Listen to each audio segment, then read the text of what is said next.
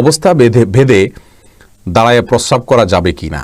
হ্যাঁ ভাই অপু, দাঁড়িয়ে পেশাব করা যাবে যদি আপনি দাঁড়িয়ে পেশাব করা আর প্রয়োজনীয়তা কখনো অনুভব করেন। কথার কথা, অনেক লোকজন আছেন যারা বসে পেশাব করলে পেশাব পরিষ্কার হয় না, ক্লিয়ার হয় না। পেশাব ক্লিয়ার করার ক্ষেত্রে প্রয়োজনে তাদেরকে দাঁড়িয়ে পেশাব করতে হয়। যদি এরকম হয় সেটা ভিন্ন কথা।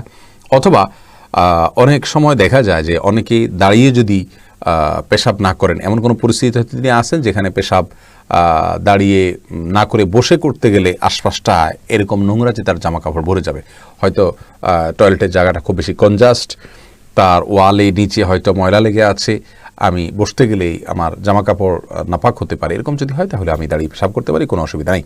তো স্বাভাবিক অবস্থাতে, সাধারণ অবস্থাতে দাঁড়িয়ে পেশাব করা প্রশংসনীয় নয়, অনুচিত এবং সুন্নাহ বিরোধী কাজ।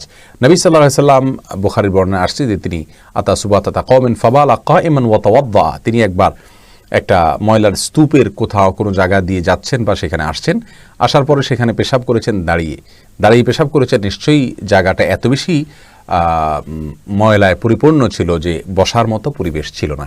অতএব এরকম পরিস্থিতিতে দাঁড়িয়ে পেশাব করা জায়েজ আছে ইনশাআল্লাহ বিইذনিল্লাহ।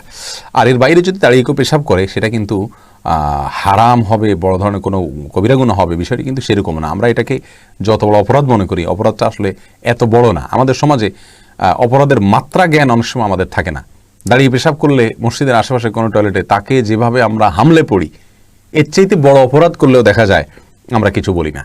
অথচ দাঁড়িয়ে পেশাব করার বিষয়টা এরকম জঘন্য কোনো কিছু না। তবে হ্যাঁ, এটা অনুচিত, সন্দেহাতীতভাবে অনুচিত এবং এটা করা যাবে না বিনা কারণে।